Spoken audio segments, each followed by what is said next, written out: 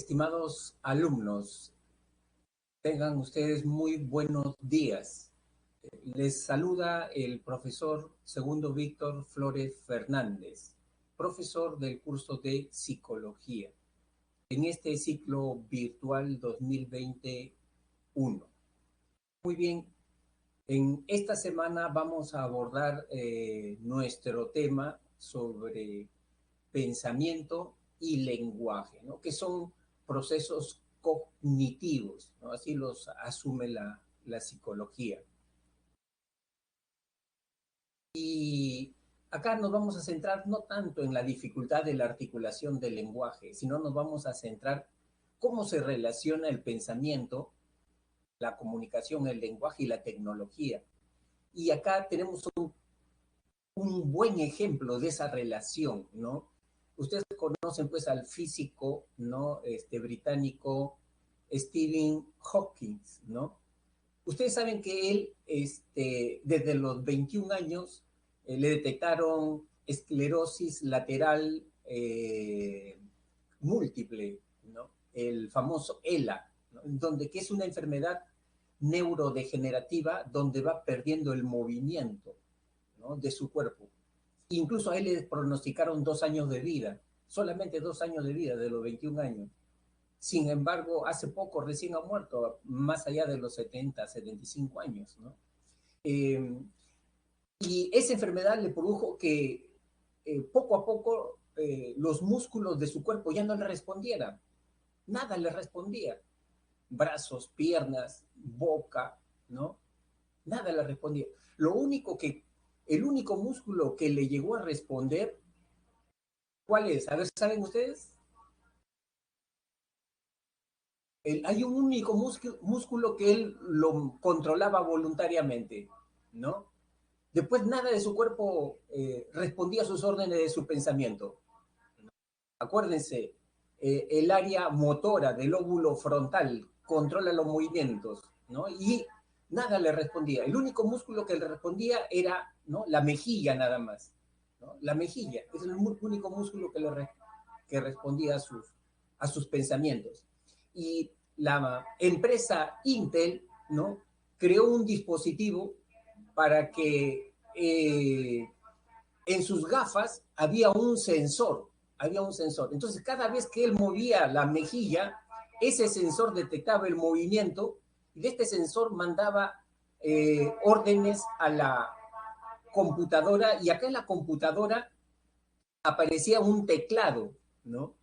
Y él seleccionaba eh, lo que quería transmitir o comunicar letra por letra, letra por letra. Y como hacen ahora los celulares modernos, de una palabra que tú quieres escribir, ¿no?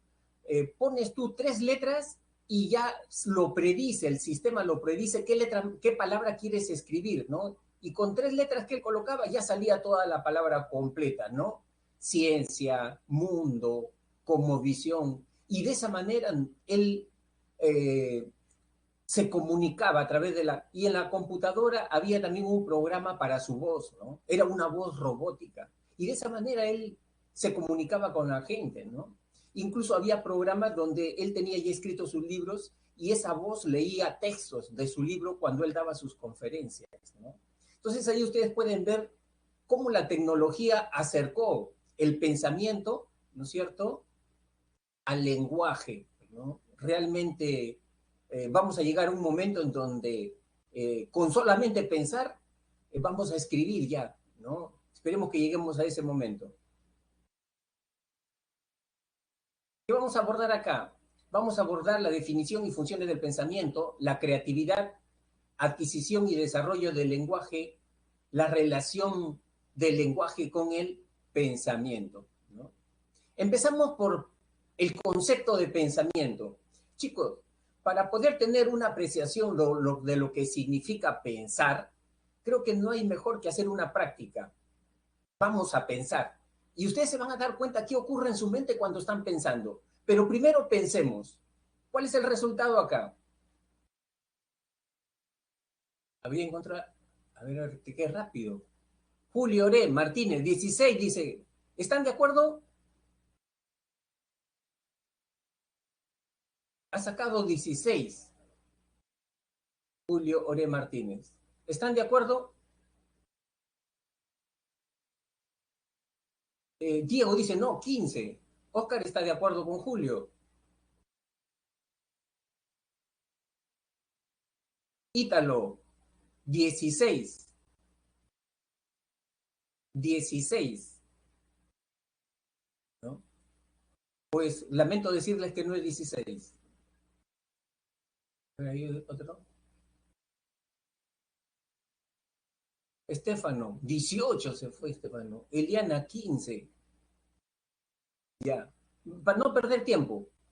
¿Estamos de acuerdo que la manzana vale 10? La manzana vale 10, ¿no? Entonces acá ya tenemos 10. El plátano, si la manzana vale 10, ¿no? Y acá tenemos 2 manos de plátano, para que salga 18, cada una mano de plátano debe valer 14, perdón, 4, ¿no? 4 acá y 4 acá, 8, 18. Entonces, cada plátano, ¿cuánto vale? Si acá hay 4 y vale 4, un sol el plátano, ¿no? Entonces, acá tenemos 10. ¿Y cuántos plátanos tenemos acá? Si ustedes lo miran bien, hay 3 plátanos, no hay 2, hay 3 plátanos. 10 más 3, 13. ¿Cuánto vale el coco? Acá tenemos, ¿no es cierto? 4.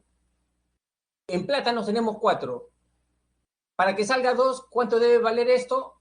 ¿No? Cada coco 1. Cada coco 1, ¿no es cierto? Entonces, si sumamos acá 1 más 10, 11, más 3, ¿cuánto es? ¿Sacaron? A ver, ¿alguien sacó? Cristian dice 13, Alison 13. Pero ¿de dónde sacan 13? Pues estamos viendo que la manzana vale 10. Un plátano vale un sol. Lo que pasa es que ustedes no están viendo. Acá hay 3 plátanos, no hay 2. Acá hay 3 plátanos.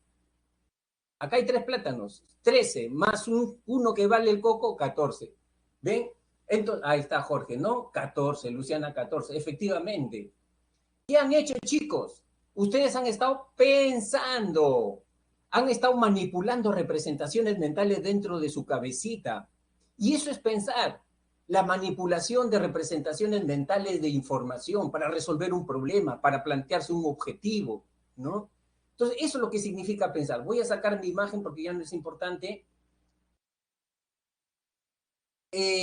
¿Cuáles son las funciones del pensamiento? El pensamiento tiene 2 grandes funciones, una función representacional y una función elaborativa.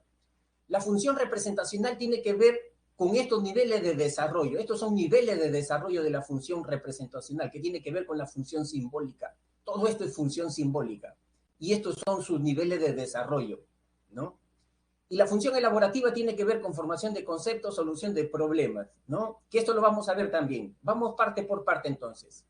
Empezamos con la función representacional del pensamiento. Y la función representacional del pensamiento significa que nosotros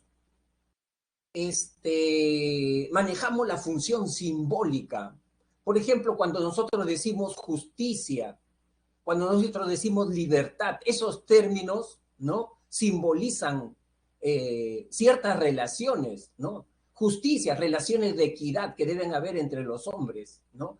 Están representando una relación, ¿no? Pero para entender la función simbólica, cómo nuestra mente piensa,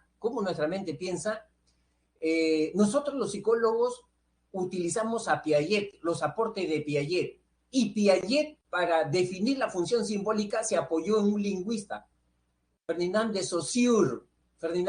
Acuérdense ustedes en lenguaje, cuando les enseñan a ustedes el signo lingüístico.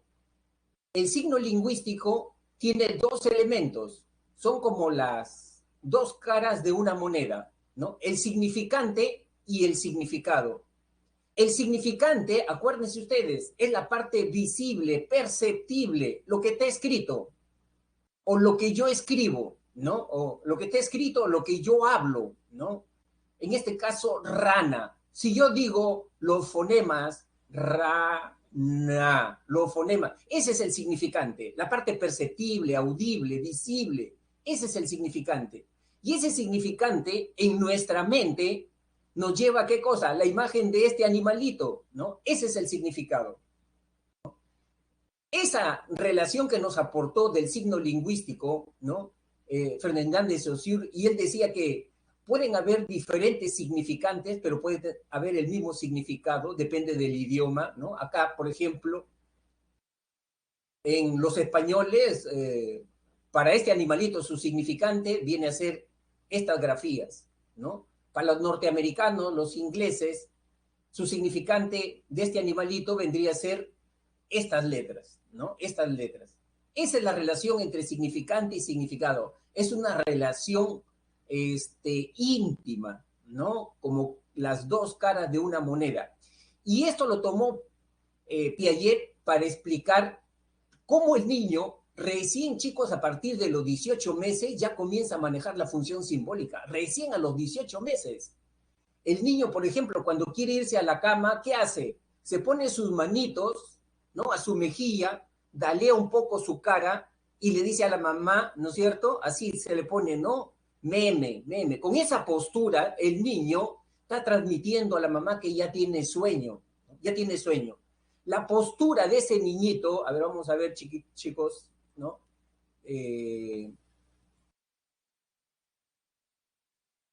Para que puedan ver realmente, ¿no?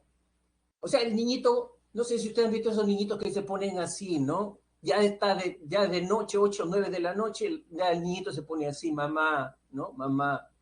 Esa postura de ponerse así el niñito, esa postura es el significante para Piaget, ¿no? Los movimientos es el significante para Piaget. Y esos movimientos, ese significante transmite ya en la mamá una idea. ¿Qué cosa? Que ese niño tiene sueño, que quiere irse a la cama, ¿no? Ahí está la relación significante-significado. Y a partir de qué edad el niño ya comienza a manejar esos dos elementos, aunque de repente no es muy consciente, pero comienza a manejarlos. A partir de los 18 meses comienza ya su pensamiento, ¿no? Se aleja ya del movimiento y comienza a pensar el niño, ¿no? Acá también tenemos un ejemplo, ¿no? Cuando una persona se pone el dedo índice sobre ¿no?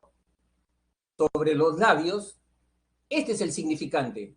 Y esta postura está admitiendo a la otra persona, a su interlocutor, me tengo que quedar callado, ¿no? Y el niño ya está transmitiendo ese significado ya, está transmitiendo ahí, ¿no?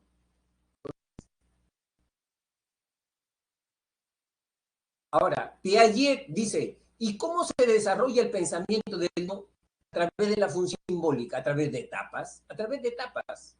¿Cuáles son esas etapas? Son 5. Imitación diferida, juego simbólico, imagen gráfica, imagen mental y lenguaje, ¿no? Imitación diferida es copiar un modelo, es decir, el niño primero ve al papá que se afeita, ¿no?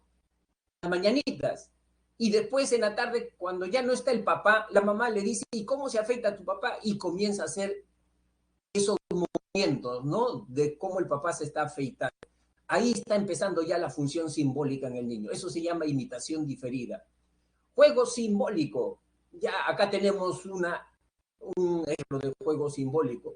Otro ejemplo es cuando los niños juegan, por ejemplo, a la comidita, ¿no es cierto? A la casita, ¿no? Al doctor, ¿no? Al policía. Ahí ya se está dando el juego simbólico, están desarrollando. La imagen gráfica. Dibújame a tu papá, el niño que hace un círculo, un palote, ¿no? Y dos palotes a brazos, ¿no? Ese es otro nivel más avanzado ya de la función simbólica. Es decir, al significado el niño lo representa con un significante, lo representa ya con un significante.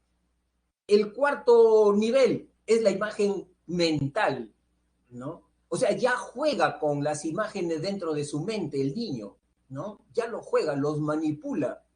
Y la cúspide de la función simbólica, cuando ya se hace la función simbólica, es a los 5 y 6 años, cuando el niño ya domina el lenguaje, ¿no? O sea, el niño del lenguaje es la cúspide de desarrollo de toda la función simbólica. Ahora, Eh, recuerden entonces, la función, hemos hablado de la función representacional, ¿no es cierto?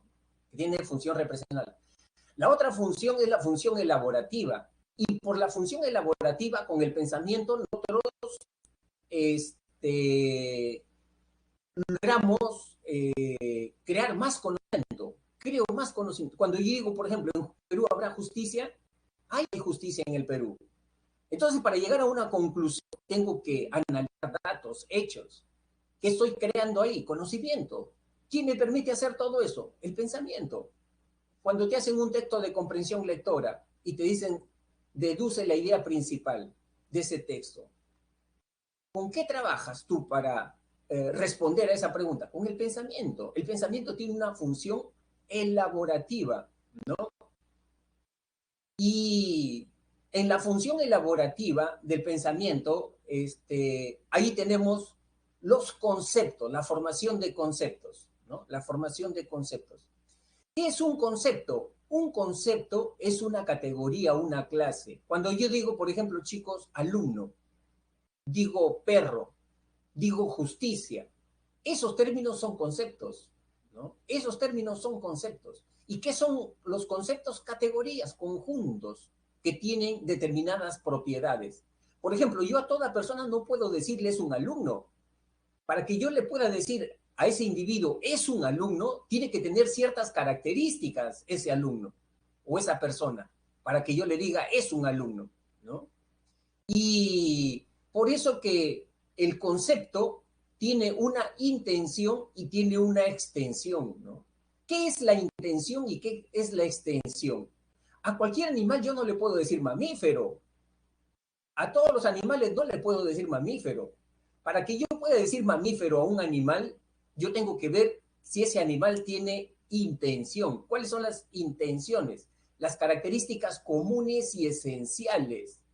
Desarrollo de glándulas mamarias, debe ser vivíparo, ¿no? Si yo veo que tiene estas características, entonces tiene intención del mamífero, ¿no es cierto? Y también el concepto tiene extensión, ¿no? Extensión se refiere a la cantidad de elementos que están dentro de esta categoría, ¿no? Todos los elementos que están dentro de esta categoría, ¿no? Y acá tenemos, por ejemplo, una infinidad también de, ¿no?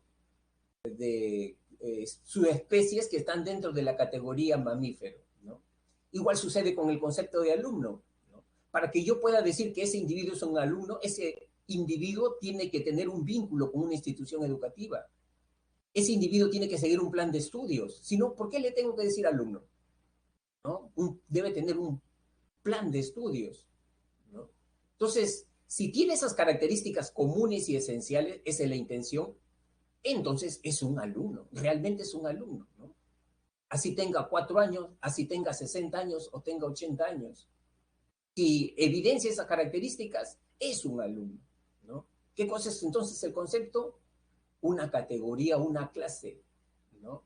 De elementos que tienen características comunes y esenciales, ¿no? Eso es lo que es el concepto. Eh, ahora, hay dos tipos de conceptos. Vamos a ver cómo lo han puesto acá. Ya. Hay dos tipos de conceptos. Conceptos por abstracción. Estos son los conceptos por abstracción. Son aquellos conceptos que tienen una correspondencia con la realidad. O sea, existen, ¿no? Físicamente, formalmente. Por ejemplo, ¿existe un objeto que es un avión, un vehículo? Sí existe, ¿no? Sí existe.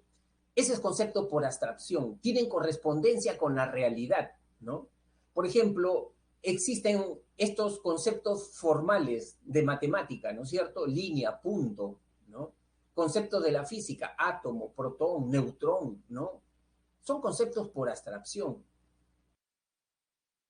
En cambio, los conceptos por composición son conceptos ficcionales, que solamente existen en la fantasía, que solamente existen en la imaginación del ser humano. Las personas, chicos, no solamente vivimos de los datos de nuestros sentidos, los seres humanos necesitamos este, adentrarnos en el futuro, cómo va a ser el mundo de aquí a 50, 100 años, ¿no? Y entonces, ¿qué tenemos que utilizar? Nuestra imaginación, como lo hizo Julio Verne, que se adelantó 400 años al submarino, ¿no? Entonces, esos son conceptos por composición, ¿no? Acá tenemos a Thor, ¿no? Y cómo se logró llegar a esta imagen, ¿no? Recomponiendo algunas otras imágenes, ¿no? Y es un concepto fantasioso. Igual, ustedes no han visto, por ejemplo, chicos, cuando en casa a veces los niños no quieren tomar la sopa, inmediatamente la mamá acude a esos conceptos ficcionales, fantasiosos, que vienen del folclore, de la tradición, ¿no? De nuestro pueblo. ¿No? No quiere tomar la sopa, ¿no? La mamá, si es una mamá de la selva, vive en Iquitos, inmediatamente le dice, a ver, ¿cuál es el concepto ficcional que se ha creado en Iquitos para asustar a los niños? ¿Saben algo ustedes esos?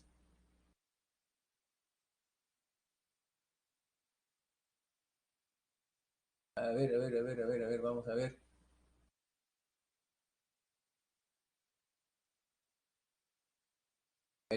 Yacumama, dice Jesse, no, es claro, puede ser Yacumama. El tunche, claro, el tunche, ¿no? El tunche.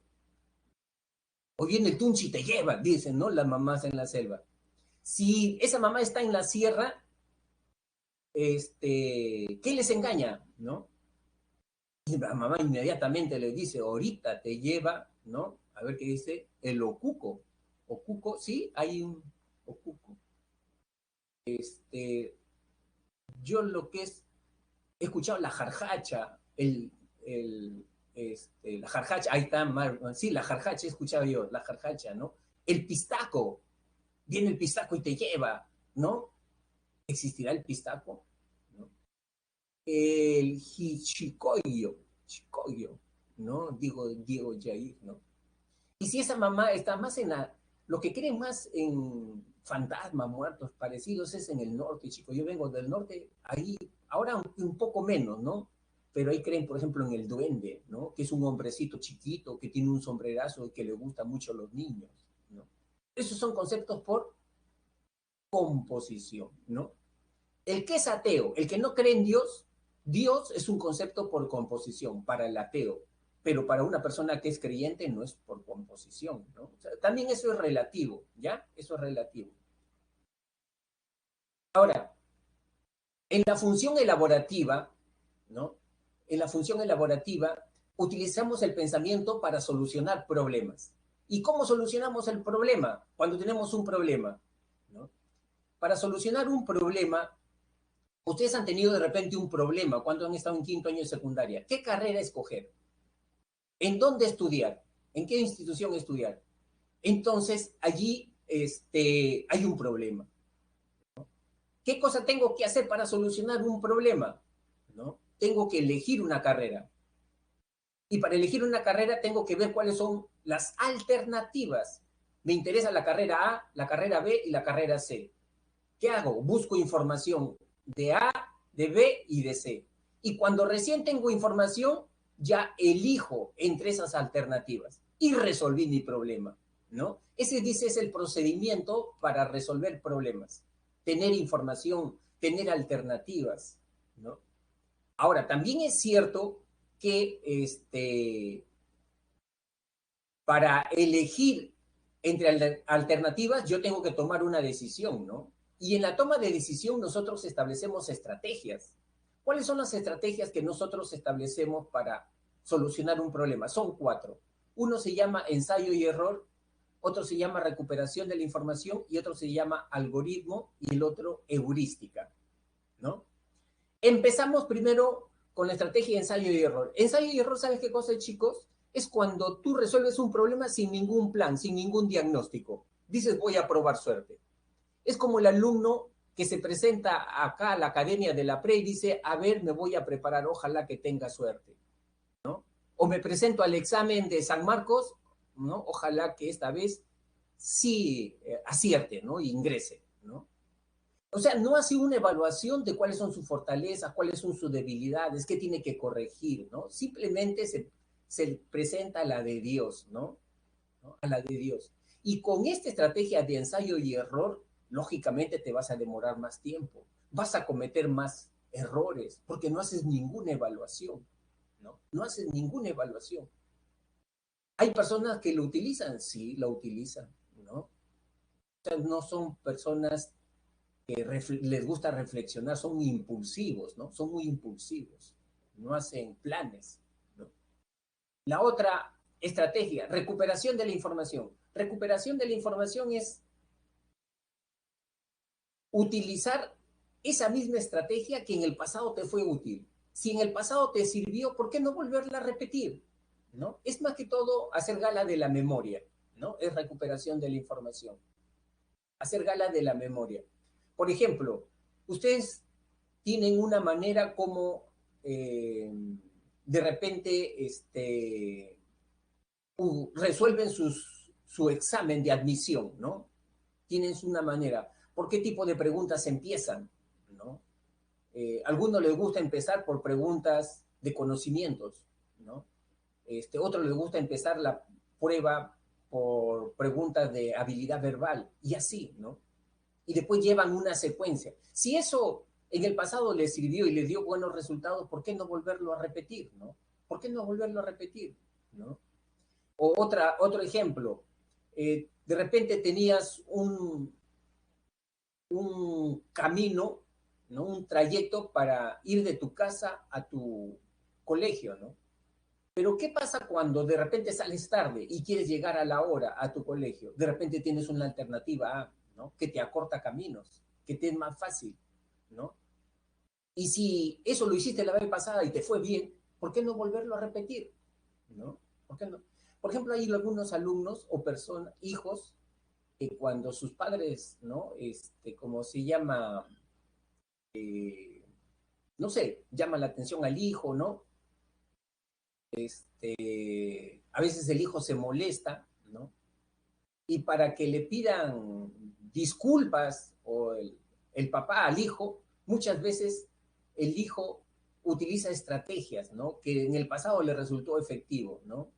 Le quite el habla al papá de repente, ¿no? 2 días, 3 días, ¿no? Hasta que el papá mismo ceda, ¿no? Si eso te fue efectivo en el pasado, ¿por qué no volverlo a repetir, ¿no? Un poco es eso, ¿no? Algoritmo. Algoritmo se refiere, ¿sabe a qué, chicos? A pasos, a secuencias finitas. ¿Cuántos pasos? Pueden ser 3 pasos, 4 pasos, 5 pasos. Pero que sí resuelven el problema. ¿Por qué? Porque otros ya resolvieron ese problema. Ya lo resolvieron. ¿Cuáles son problemas de tipo algoritmo? Los problemas de la matemática, de la física. Esos problemas ya están resueltos, ¿no? Si tú haces un correcto planteamiento del problema, sigue los pasos, sigue las secuencias, vas a encontrar la solución. Esa es una solución algorítmica, ¿no? Otros ejemplos. En las instituciones, a los empleados, por ejemplo, les dan protocolos, procedimientos para que enfrenten sus problemas. Por ejemplo, en el Ministerio de Salud, ¿no? El médico tiene que operar a un paciente. Ese médico del Ministerio de Salud tiene que tener un protocolo para operar a cualquier paciente. ¿Qué le dice el Ministerio de Salud? Ya le ha dado un protocolo. Le dice, señor o doctor, usted en su historia clínica tiene que tener los exámenes prequirúrgicos antes de entrar al quirófano. Si no, no entra al quirófano. Ahí tiene que tener su examen del corazón, cómo está ese paciente del corazón, su tipo de sangre, por si acaso haya la necesidad de hacer una transfusión de sangre, ¿no? Eso debe tener ahí y usted debe observarlo, ¿no? Y otro requisito importante, tiene que tener la autorización de un familiar, si no, usted no puede operarlo, así sea de emergencia. ¿Cómo se llama eso? Un protocolo, una solución algorítmica. Otro ejemplo, ¿no? De repente no sabes cocinar, pero quieres lucirte un fin de semana, un domingo, ¿no? Y no sabes cocinar. ¿Cuál sería una solución algorítmica? A ver, chicos, una solución algorítmica.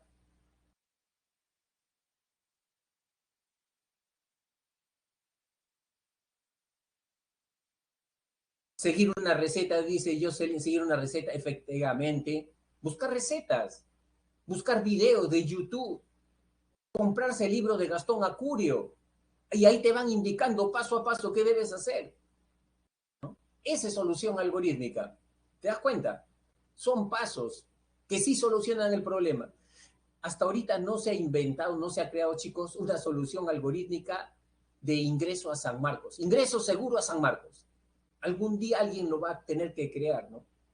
O sea, un protocolo donde te diga, si tú haces este paso y este paso, en este tiempo tienes el ingreso seguro.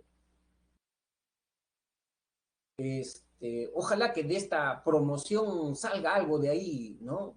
Lo que yo sí he podido apreciar, ¿quiénes están más cerca para ingresar a San Marcos? Como un paso seguro o que lo acerca ya a su meta. Aquellos alumnos que mantienen un ritmo de estudio de 6 horas diarias. Aparte de estudiar en su clase de la pre, aparte tienen unas 6 horas diarias de estudio. Los que llevan ya un ritmo y no les cuesta eso, esos alumnos están más cerca de su objetivo. Están más cerca de su objetivo, ¿no? ¿Cuál podría ser otro paso algorítmico, chicos, que pueda acercarte a tu meta, ¿no? Según ustedes, ¿cómo lo vean? A ver. Otro podría ser aquellos alumnos que ya hacen un puntaje, ¿no? Respondiendo el 75%, 70% de las preguntas del examen, ¿no? Son 100 preguntas, si ya tú estás haciendo 75 preguntas correctas, estás resolviendo, estás cerca ya, estás cerca. Pero si estás con 40 preguntas, estás lejos, ¿no? 50 preguntas, otro ciclo más te falta, otro ciclo más, ¿no? Entonces, eso podrían ser algunos criterios algorítmicos para ese objetivo, ¿no es cierto? Luego tenemos heurística. Heurística, ¿sabes qué es? Es un atajo, es un criterio práctico que resuelve un problema, ¿no? A veces, mira, ve, nosotros de repente queremos comprar un artefacto electrodoméstico y no hemos buscado información. Tenemos la plata y ya estamos en la tienda. ¿Cómo escogemos ese artefacto electrodoméstico? Nos basamos en un criterio práctico, en un heurístico, un atajo. ¿Qué cosa decimos? Ah, el precio, me voy a fijar en el precio. Si el precio es bien elevado, es de calidad. Si el precio es bajo, no, este es bamba. Este es bamba, este no sirve. Mejor voy a escoger a alguien un artefacto que cueste de un precio moderado. Mira, ya estás decidiendo ya. ¿En base a qué? A un criterio práctico, ¿no? Esa es heurística. O como muchos chicos, por ejemplo, cuando escogen su carrera, ¿no? Su carrera profesional. Tú le preguntas a un chico de tercero, cuarto, quinto año de secundaria, ¿qué carrera vas a escoger? Ah, medicina veterinaria. ¿Y por qué? Porque me encantan los perros. Me encantan los perros. Por eso voy a escoger, o los animales, me encantan los animales. Por eso voy a escoger medicina. Ya escogió, mira, ya seleccionó. Ya resolvió su problema. No ha investigado en qué consiste la medicina veterinaria. Simplemente por un criterio práctico, ¿no? O algunos chicos que dicen, ¿ya escogiste tu carrera? Sí. ¿Qué carrera vas a seguir? Derecho.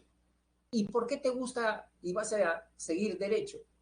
Ah, porque a mí me gusta discutir. Nadie me gana discutiendo en mi salón, ¿no? Ya, mira, ya escogió ya por un criterio práctico. ¿Se puede equivocar? Claro, cuando uno utiliza una heurística, sí se puede equivocar, ¿no? ¿Tú crees que ser médico veterinario es estar abrazando y besando perros? ¿Tú crees que ser abogado es estar discutiendo sin sentido con las personas? No, no, pero ellos ya escogen así, ¿no? Se están basando en una heurística. Otro ejemplo de heurística. A veces cuando queremos conocer a una persona, ¿en qué nos fijamos? A ver, chicos, ¿qué heurística tú utilizas para conocer a una persona cuando te presentan por primera vez? ¿Quién me dice algo? ¿En qué te fijas? Heurística, rapidito, criterio práctico. Jesse dice personalidad.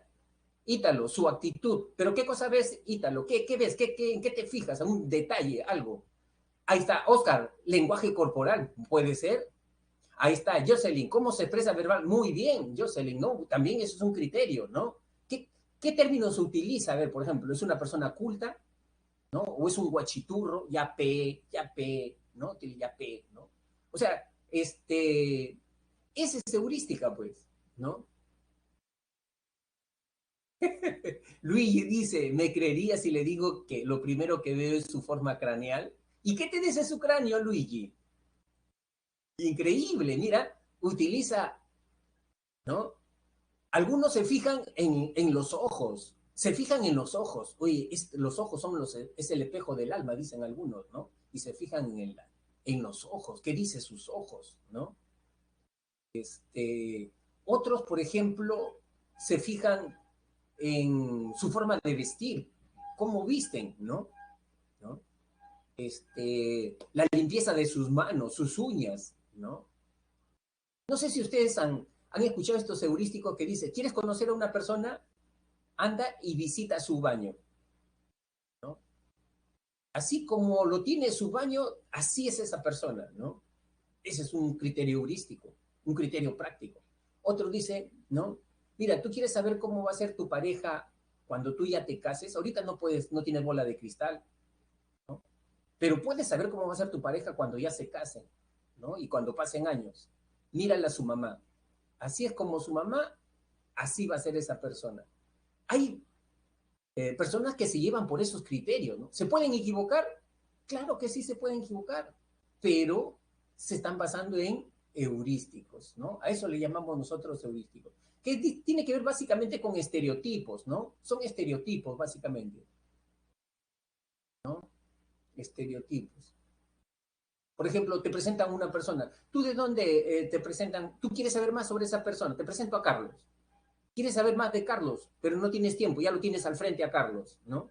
Inmediatamente para saber más, algunos que hacen, ay Carlos, ¿y tú de qué signo eres? Ya cuando te dice el signo, ya trata de sacar alguna información de Carlos. Géminis, este es ambivalente, voluble, ¿no? Ya estás sacando información ya, estás utilizando heurística. Carlos, ¿y tú de qué parte eres? Yo soy de la selva, soy charapa. Este es alegre, comunicativo, liberal, ¿no? Ya sacaste esa información. ¿En qué te has basado? En estereotipos, en heurística. ¿Te puedes equivocar? Claro que te puedes equivocar.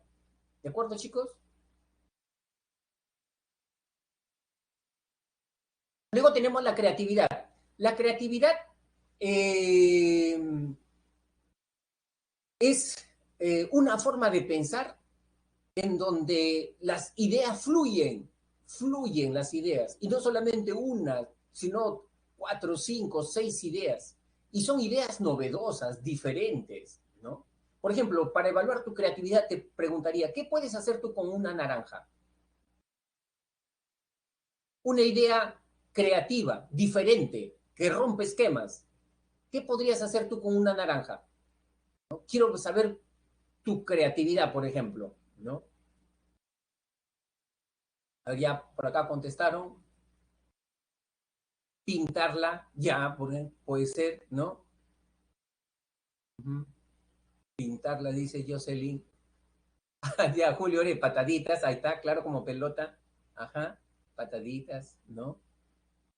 Cuando tú puedes dar 3, 4, 5 ideas diferentes y novedosas, esa es una persona creativa. Te pongo un ejemplo para ver tu creatividad. Mira, acá tienes un cuadrado imaginario de 9 puntos. Quisiera que con 4 líneas, sin levantar la mano, me unas los 9 puntos. Los 9 puntos. Mira, nosotros tenemos dos formas de pensar. Un pensamiento lógico racional y un pensamiento creativo. ¿Ya? El pensamiento lógico racional nos dice, nos marca una pauta del problema. Ya el problema está definido, no queremos salirnos de esas condiciones, de ese problema. En cambio, la persona creativa vuela, echa a andar su imaginación. Por ejemplo, si yo te digo, ¿cuánto es 4 por 4? Tú me dices 16. Estás utilizando tu pensamiento lógico racional. El problema ya tiene pautas y solamente hay una sola respuesta correcta. Una sola respuesta correcta. Ese es el pensamiento lógico racional. En cambio, el pensamiento creativo no se deja enganchar por las condiciones del problema. Echa a andar su imaginación y tiene varias respuestas. Por ejemplo, acá miren chicos, si tú tienes pensamiento lógico racional, vas a tratar de encontrar una solución dentro de los marcos del problema, acá. Te vas a mover acá, nada más dentro de los marcos del problema, encontrar una solución. Las 4 líneas sin levantar la mano. Sin embargo, ¿no? El que tiene el pensamiento creativo, ¿no? Él sale fuera de los marcos del problema. Mira, se va hasta acá, regresa por acá, llega hasta acá sin levantar la mano. Y es hasta acá. ¿Ves? Listo. Ya resolvió el problema sin levantar la mano, ¿no? Pero acuérdate, pensamiento creativo, echa a andar tu imaginación. Otros dirán, profesor, pero eso yo lo hago con 3 líneas nomás. A ver, con 3 líneas. Así, profe, mira, ve.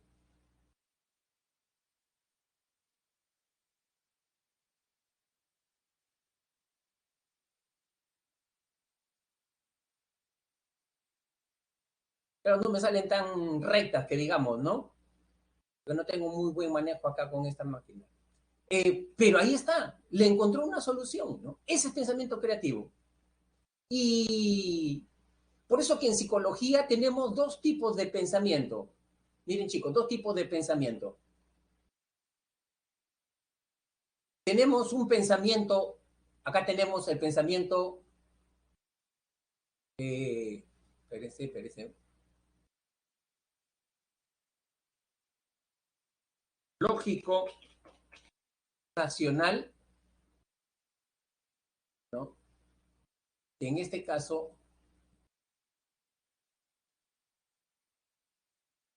entonces vamos a ver nuevamente acá. Acá tenemos, quisiera cambiarlo esto, pero no puedo. Entonces, para que se pueda entender acá, este es el pensamiento creativo, no lo puedo cambiar. Entonces, vamos a poner de esta manera. Este es el pensamiento creativo, toda esa parte de acá, y esta parte de acá,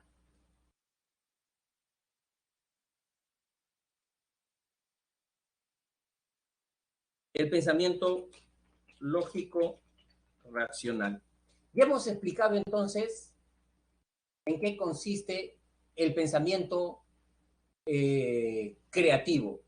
Hay 2 autores que han estudiado el pensamiento creativo, ¿no? 2 autores, De Bono y Guilford. Al pensamiento creativo, De Bono, ¿cómo le llama? Pensamiento lateral. Y y Guilford, al pensamiento creativo, ¿cómo le llama? Pensamiento divergente. Pero es lo mismo, ¿no? Edward De Bono, al pensamiento lógico racional, le llama pensamiento vertical, ¿no? Al pensamiento lógico racional le llama pensamiento vertical. Y Guilford, al pensamiento lógico racional, le llama pensamiento convergente, ¿no? Pero es lo mismo. ¿Qué es el pensamiento lateral, ¿no? Cuando a un problema tú la solución la encuentras de diferentes maneras. Y él le explicó esto con la técnica de los 6 sombreros para pensar, ¿no? Cuando tú tengas un problema, ponte cada uno de esos sombreros, decía él, ¿no? Por ejemplo, si te pones el sombrero amarillo, piensa de manera optimista que lo vas a lograr, que vas a encontrar una solución. De manera optimista piensa, ¿no? Si tienes un sombrero azul, ese es el moderador, el que va a integrar todos los demás. El verde, ¿no? El verde es el creativo, piensa en nuevas ideas. El blanco, piensa en datos, sé objetivo, sé neutral. Con el blanco tienes que ser objetivo, neutral, ¿no? Con el rojo, piensa con pasión, piensa con emoción, con eso piensa, ¿no? Y el negro, piensa de manera pesimista, ¿no? Piensa en dificultades, piensa en problemas, ¿no? Más problemas vas a tener, ¿no? Y cuando tú unes todas estas perspectivas y esta manera de pensar, lo unes con este pensamiento, ¿no? Con el pensamiento del sombrero azul, que es el de moderador, ¿no? A esta forma de pensar, Guilford le llamó el pensamiento divergente, ¿no? El pensamiento divergente, lluvia de ideas.